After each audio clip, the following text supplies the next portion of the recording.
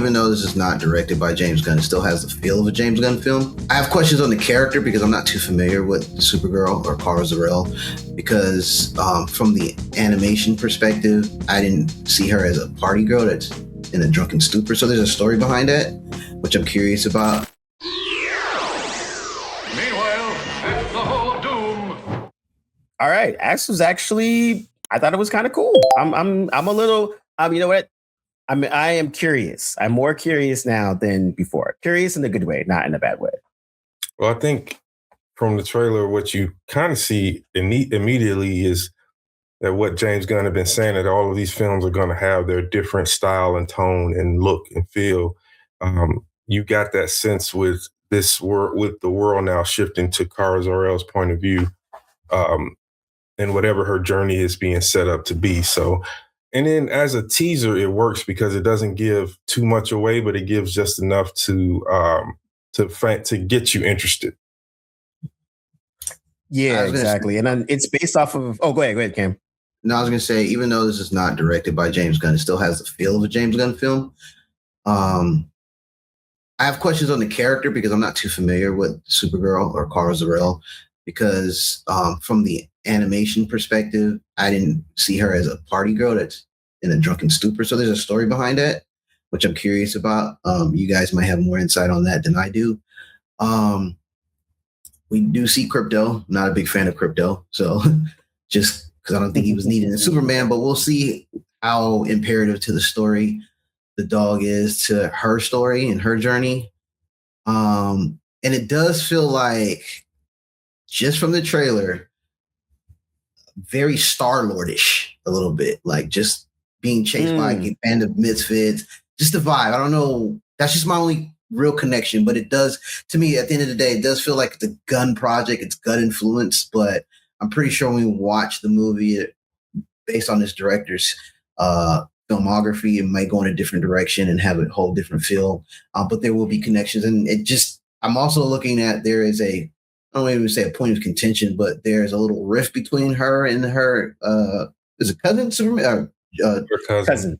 Okay. Yeah. So I don't know what's the story behind that, because in the movie we saw that she babysitted dogs. Or he babysitted. Go ahead. Yeah. Sorry. I didn't mean. No, I was gonna say, in the story, Superman story, he was babysitting the dog as a favor. In this trailer, the dog pisses on the paper with Superman on it. So I feel like there's a message there. I don't know what that's about, but neither here nor there. So go ahead, D'Angelo. Well, I think the dog pissing on the paper is probably more just establishing the difference in the philosophy, because they bookend that at the end of the trailer. Whereas Superman is out front, seeing the best in people and trying to protect them. She has kind of her own thing. And the reason for that is she's jaded because, and this is based on Woman of Tomorrow. So that's kind of what that's how she is in Woman of Tomorrow. When you first meet her, she's aimless, she's reckless, she is not on board with Clark's. And that's sort of been a kind of consistency with Kara Zor-El, is that she has to be brought on board with the way Superman Clark sees things. She's not evil. She's not by any means, has a God complex or anything like that. But she remembers Krypton. When Krypton was destroyed, she was a teenager. She was almost an adult. So unlike Clark, she has memories of her actual parents. She has memories of the world. So what you're seeing is, from what I'm gathering, just the pieces of the story, is more this powerful alien trying to work through this PTSD of losing her home, having that home destroyed, and remembering that home. It's easy for Clark because he's older. She is. Okay. She is. And then did we get a subtle reference to the New Gods when she said? So they kind of so Woman of Tomorrow is kind of that. Like, she basically kind of what D'Angelo says by Tom King, came out in 2022. And it is kind of like Kara's just kind of restless. She's trying to deal with some stuff and she's out in space. So the the thinking of it in the movie wise, like we've heard rumors that Lobo is going to show up. We've heard rumors of Mr. Miracle might possibly show up, who's also part of the New Gods. And so there's basically, I think this is a smart play because by making sure that Supergirl's not on Earth, you get to see more of the other part of DCU, which is like, the space stuff and all that. So that lends it to being like, it would make perfect sense for a new god to pop up. It made perfect sense for a Lobo to pop up because that's kind of the realm that she's inhabiting. So I think they did a pretty good job, at least in the trailer, to let you know, like, yo, this is not going to be Earth. She has trauma from seeing literally her whole planet destroyed, but also she's definitely not the Boy Scout that Clark is, but she's like D'Angelo said, she's not an evil person. She's just kind of like figuring it out, basically. Yeah, and she grows into her own identity as a superhero when she eventually makes her way, gets her act together and makes her way to Earth. But, I think that was a good line at the end where she says, he sees the good in everyone. I see the truth. Because again, when you look at, he was born on Earth. He had the whole archetypical farm lifestyle, Midwestern, not a care in the world. We were wealthy not because of money, but because of the love we have for each other. And that's how he was raised. However, she would have known his parents. So, for example, the message that they sent, it's possible that her parents sent a similar message with her. So that could be something that they address as well. Yeah, I forgot about that crazy message at the end. Like, we found the reveal. Yeah, like, exactly. Okay.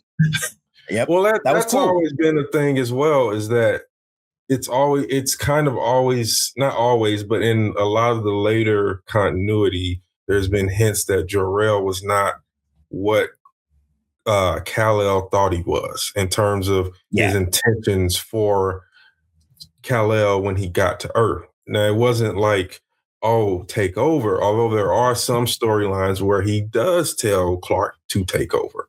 But I think that's kind of what we'll probably see as well, is like, what did her parents, I forget her father's name. I forgot to. Is it Jor-El? No, Jor-El. It's something. Jor-El is Clark's dad. I forget what his name is, but they had sent Kara. And what happens in most or others' tales is that she's on the same trajectory as Clark. She's older than him, but she's sent to look after him. But her pod gets thrown off. And so she ends up lost. Sometimes it's the Phantom Zone. Sometimes it's just in deep space somewhere, and she ends up getting recovered, and her and Clark ultimately reunite, but he's physically older than her.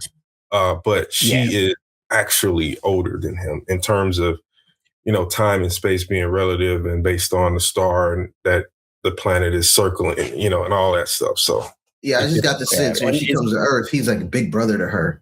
So that's what it feels like. And even though you're explaining to me she's older, she's a little bit more wise based on Kryptonian values and whatnot and what she saw before he was born. And it ends up being that relationship. He becomes a big brother because he has spent 20, 30 years on Earth, and she arrives and he's a 30-year-old man. She was expecting, an infant. And so now she has to take his lead. And I think part of that wisdom that she has comes into play where she's like, okay, technically I'm older than you, but you in this world, you know more than I do. You are more, you're older mentally than I am. So she falls into place. And you can see a lot of the personality coming out in the way that Millie Alcock is approaching her performance. Because again, Kara is like Clark, but also not a Girl Scout boy. She's not that. Like, she's the one that Clark has to hold back because she will punch an enemy to dust. Like he has to be like, no, stop, And I think that's a good way to, and that's a good contrast because that was always a thing for a lot of people as they started to see these characters. Supergirl portrayed a lot of the animation actually did pretty well of kind of showing that contrast. Like they have definitely two different ways of how they're approaching it, but they're also starting to come away from the same base point. And it's going to be interesting because, like Cam was saying earlier, it's not a Gunn directed or written thing. The director is Craig Gillespie, and he did Fright Night, Cruella, I, Tonya, that kind of stuff. And then the writer, she's a frequent collaborator with James Gunn, and so she's done a couple things before. I think she collaborated with him on a unmade Teen Titan film, and I think she did a script for Wonder Woman as well. So she's been in this realm, in this area. So I think that's going to be kind of interesting. And I'm more curious to see what they do with it, because now you're kind of doing what Gunn likes to do, right? Take care of people that are already doing good stuff in other areas, put them into something that's in the major property and see if they could do it. This is the formula that Marvel tried their first 5 to 8 films to pretty good success. And so that kind of makes it's going to be really interesting to see how you can take that writer and that director, and now you give them a budget. They have a little bit more wiggle room to do some stuff. Now see what they do with it.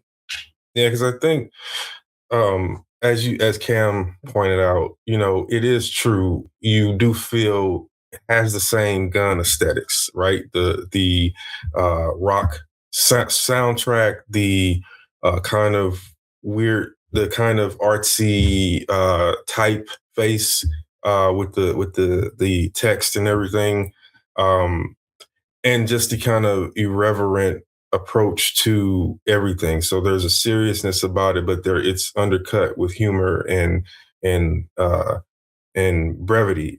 So it's all there, and I think the reason is because it is a singular vision. So he set this creative sandbox, and and allowing these other filmmakers to play in it. But at the end of the day, it comes. I think this is probably not the best example, because Supergirl and Superman are really sharing the same world, even though she is off and she has her point of view.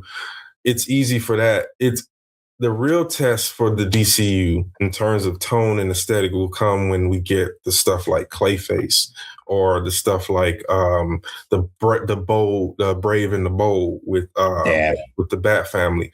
That will be the real determination if what he said is true, and that his overreaching aesthetic is not permeating through it to the point where it looks like Marvel, which Marvel stuff looks formulaic. You can't tell one director's work from the other. Yep. It's true. It's totally true.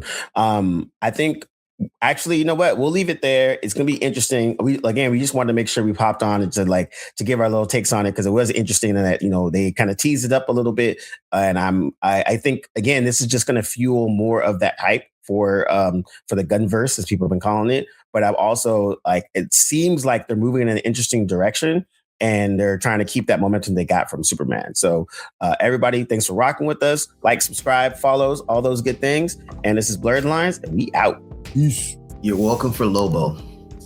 We got a little shot of him in there.